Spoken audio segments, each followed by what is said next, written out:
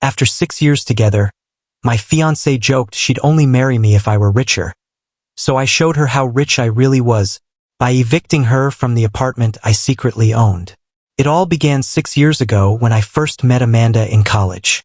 She was a junior studying to be a teacher, a woman who seemed grounded and genuine, someone who talked more about adventures than designer bags, more about love than luxury. We clicked instantly. Long nights spent studying turned into early morning coffee dates, and soon it felt like she was the one. Back then, I truly believed she was different, that I had finally found someone who would see me for who I was, not what I had. But beneath my calm, there lurked a secret so big it could reshape everything between us. You see, my grandfather wasn't just any man. He built a manufacturing empire from scratch, sold it for 9 figures in the 90s, and set up generous trust funds for all his grandchildren. When I turned 25, I inherited mine, millions of dollars that could buy me a life of endless comfort. But I didn't want comfort. I wanted truth. I wanted to know who would love me without the wealth, without the glitter. So I made a choice. I kept my day job as a project manager making $70,000 a year and never told a soul about my fortune. My older brother had been the reason for that decision. He married young, at 26, and once his wife learned about his trust fund, everything changed.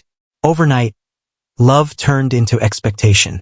She wanted a mansion, luxury cars, endless shopping sprees, and when she didn't get her way, she left, taking a chunk of his wealth with her.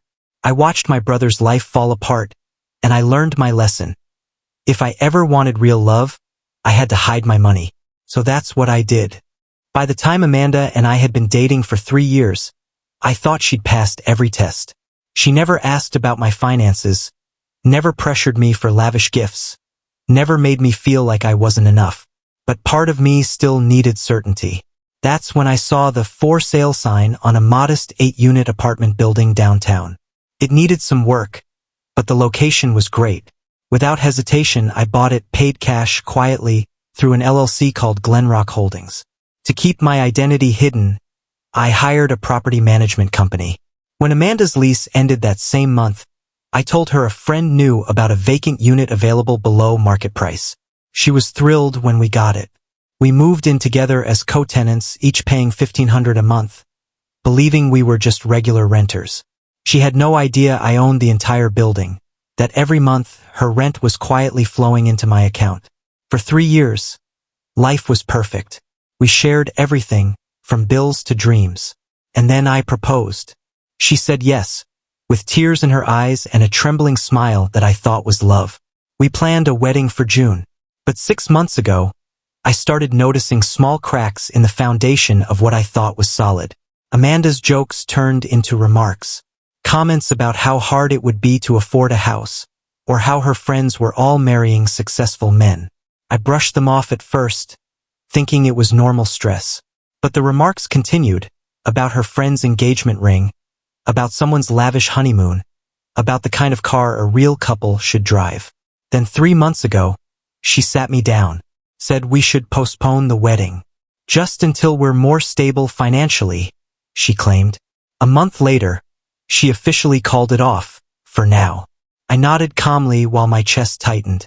I knew exactly what was happening.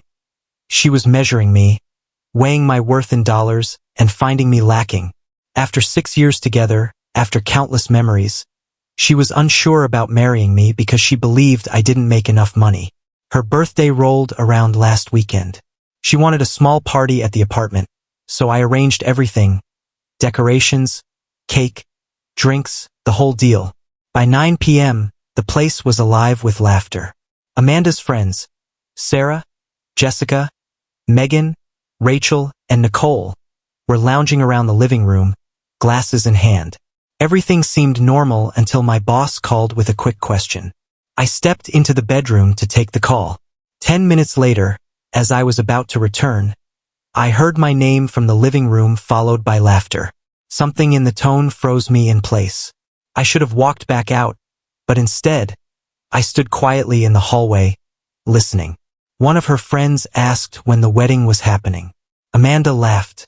We postponed it. I'm not sure if I'm ready to marry someone who's going to struggle financially forever. My blood ran cold. Sarah asked what she meant, and Amanda continued casually, "He's a great guy, but he only makes $70,000 a year. That's fine money, not good money. You know what I mean?" Megan tried to defend me, saying it wasn't that bad. Amanda shrugged. "It's not about bad or good. It's about security. If he were a doctor or lawyer, I'd marry him tomorrow. But he's just regular." I felt the air leave my lungs as I listened to her friends laugh softly. Rachel asked if money really mattered that much, and Amanda replied without hesitation, "Honestly, yes. I want a comfortable life. Nice things without stress. I'm just not sure he can give me that." Then came the final blow. Her exact words burned into my memory. "If he were richer, I'd marry him in a heartbeat." They all laughed again, not knowing that just a few feet away, I was standing motionless, watching the illusion of love shatter into pieces. That night, I went back into the living room with a smile pasted on my face, joking, refilling glasses, pretending nothing was wrong. Amanda laughed, hugged me, kissed me in front of her friends. But inside, I was already gone. When the party ended, she went to bed drunk and blissful. I stayed awake, my mind racing, every word replaying like a broken record. At 3 in the morning, I called my brother and told him everything. When I said I planned to end the relationship and the lease, he paused, then simply said, "Do what you have to do." The next day, I contacted the property management company. I told them the owner, me, was reclaiming the unit. They agreed to send a formal 30-day eviction notice to Amanda Chun. Tuesday morning, a courier arrived with the document. I signed for it, read it carefully, then left it on the kitchen counter. When Amanda came home around 4, I heard her shocked gasp. "What is this?" she asked, her voice trembling. I walked out casually. "Looks like an eviction notice," I said, playing dumb. She called the company immediately, begging for answers, asking if there'd been some mistake. They told her it was the owner's decision, final and legal. She cried, pacing the room, trying to understand why her perfect tenancy was being terminated. She turned to me, eyes red. "What are we going to do? Where will I go?" I shrugged gently. "We'll figure something out." But I already knew exactly how this would end. The next morning, I told her calmly that we needed to talk. I sat her down and said the words that would forever change how she saw me. "Amanda, you're not getting evicted because I'm the owner. I'm Glenrock Holdings. I've owned this building for 3 years." She stared at me in absolute shock. "You're my landlord?" "Yes." "Why would you hide that from me?" "Because I wanted to see who you really were without knowing about my money." "What money?" That's when I told her everything about my grandfather, the trust fund, the millions I inherited, the life I'd chosen to live quietly. She sat there, pale and silent. "You're rich," she whispered. "Rich enough to buy apartment buildings.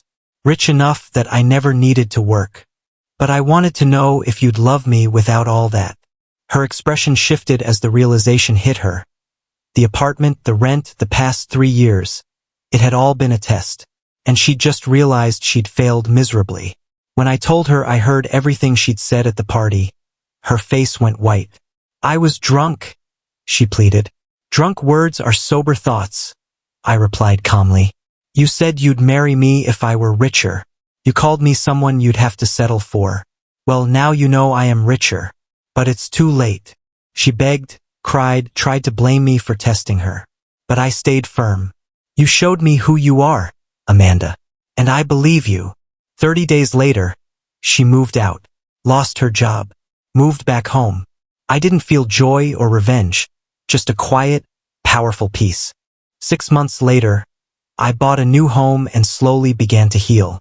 When I met someone new, a woman who talked about her dreams instead of price tags, I knew I was finally seeing the difference between love and illusion. A year after that, I heard Amanda got engaged. I felt nothing but relief, because in the end, everything had been worth it, the lies, the test, the harsh ending. When people show you who they are, believe them. She said she'd marry me if I were richer. So I showed her exactly how rich I was, by ending her lease. That's not cruel. That's consequence. If you enjoyed this story about truth, love, and lessons learned the hard way, make sure to like, comment, and subscribe for more stories like this one.